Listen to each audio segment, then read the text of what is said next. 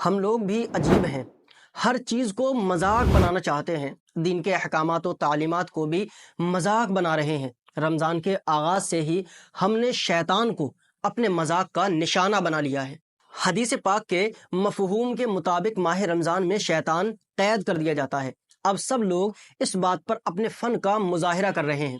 کوئی اپنے دوست سے کہہ رہا ہے سامان سمیٹ لے تو قید ہونے والا ہے، کوئی کسی سے حیرت سے پوچھ رہا ہے ارے تو ابھی تک آزاد ہے۔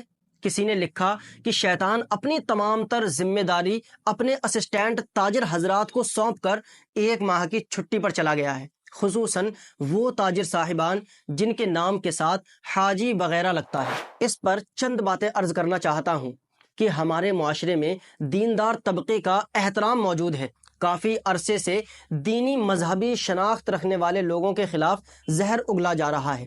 ایسی تحاریر لکھی جا رہی ہیں اور ایسی ویڈیوز بنائی جا رہی ہیں جن میں دینی مذہبی شناخت رکھنے والوں کو نشانہ تضحیک اور تنقید بنایا جاتا ہے تاکہ لوگوں کے دلوں سے اس طبقے کی خصوصاً علماء دین کا احترام ختم کیا جائے۔ آج سے کچھ سال پہلے دیکھا تھا رمضان ٹرانسمیشن میں انعامات کے لالچ دے کر داڑھی ٹوپی والے تماشائیوں سے گانے سنے جا رہے تھے۔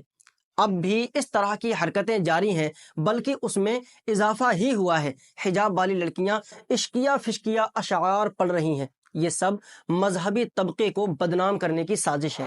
رمضان المبارک میں ہمارے ملک میں اشیاء خورد و نوش کی قیمتیں بڑھ جاتی ہیں۔ یہ بھی حقیقت ہے کہ قیمتیں اوپر سے بھی بڑھتی ہیں اور ناجائز منافع لینے والوں کی اکثریت بھی ہمارے سماج میں موجود ہے۔ اس کو بعض لوگ یوں پیش کرتے ہیں کہ جناب فلاں ملک میں کھانے پینے کی چیزوں پر اتنے روپیے کم ہو گئے، اگر ہمارا ملک ہوتا تو یہاں کے لوگ ریٹ بڑھا کر خوب منافع کماتے اور پھر حج و عمرہ کرنے کے لیے چلے جاتے۔ میں پوچھنا چاہتا ہوں کہ کیا اسلام نے ان تاجروں کو ریٹ بڑھانے کی تعلیم دی ہے یا یہ منافع خوری کی حرص صرف مولوی طبقے میں پائی جاتی ہے؟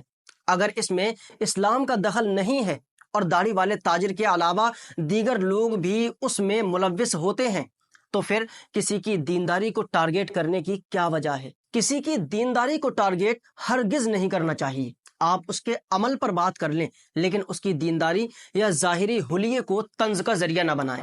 ایک دوست کہہ رہے تھے کہ مجھے کاروباری معاملات میں ہمیشہ داڑھی والے نمازی لوگوں نے ٹھگا ہے۔ میں نے کہا کسی شاطر چور نے اگر داڑھی اور نماز کو اپنی چوری کا ذریعہ بنایا ہے تو اس کے اس عمل پر دیندار طبقے کو مطعون کرنا اور نشانے پر رکھ لینا درست نہیں ہے۔ کسی نے کہا تھا کہ ہر داڑھی والا چور نہیں ہوتا، کبھی کبھی چور داڑھی رکھ لیتے ہیں۔ بات بڑھ جائے گی، ورنہ مثالیں تو بہت ساری ہیں، جیسے کہ ملازم کا اپنے لیے خود پر ظلم محسوس کر کے اپنے مالک کی دینداری پر سوال کھڑے کرنا۔ مثلا تنخواہ لیٹ ہو جانے پر کہنا بڑے مولوی بنتے ہیں اور حال دیکھو، بڑے حاجی بنتے ہیں اور ان کا حال دیکھو۔